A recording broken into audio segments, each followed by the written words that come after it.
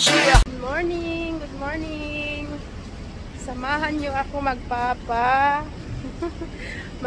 blood test na naman. Let's go. Good morning sa lahat. Shout out.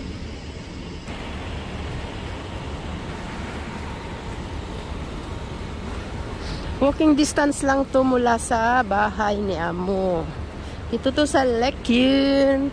For almost mag 4 years na akong nagpapa-blood test. Then, after 1 week, babasahin sa akin ang doktor ang resulta. Then, may gamot sa aking hyperthyroid. Magbabayad ako ng $50 Hong Kong. Ayan, government house.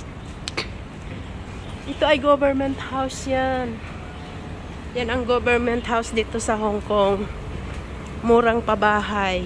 May monthly din sila pero pag halimbawa namatay na ang nakatira, ipapasa na rin sa kamag-anak.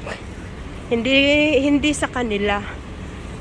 Kung baga na ipapasa kung kanino na naman, ganun. Ayan, shout out sa lahat. Dito na ako sa clinic. Lekyun Clinic. Ayan. Ito lagi.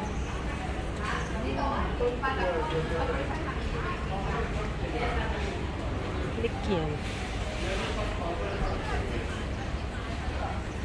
Ayan, dito ako pupunta sa blood taking. Ayan. Let's go.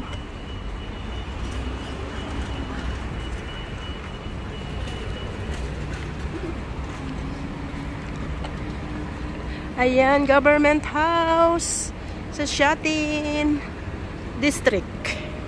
Ayan. Dito na tayo sa Shatin, Lekyun. Ayan.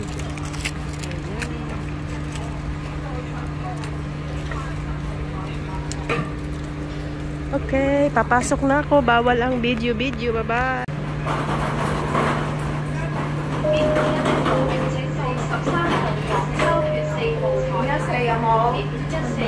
Ayan, nag-aantay ako ng number.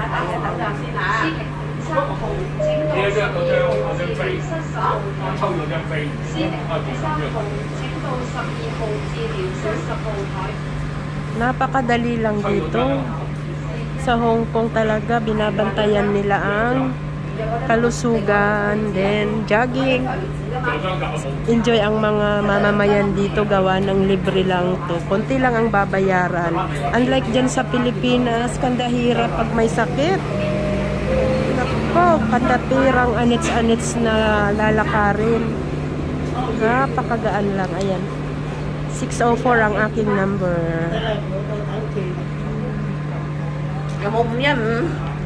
Ayan. May nag-a-assist.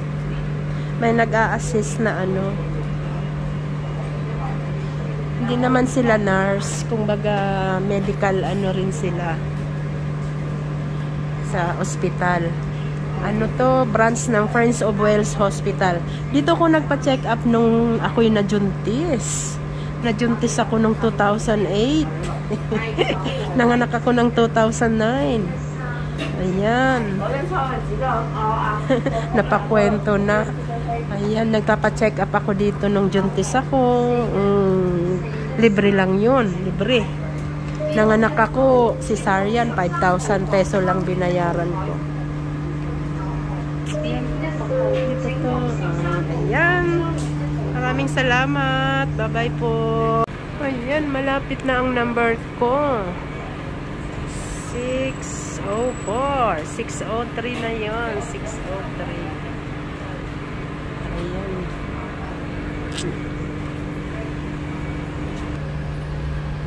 Ayan, natapos na ang ating dugo. Ayan, pauwi na tayo.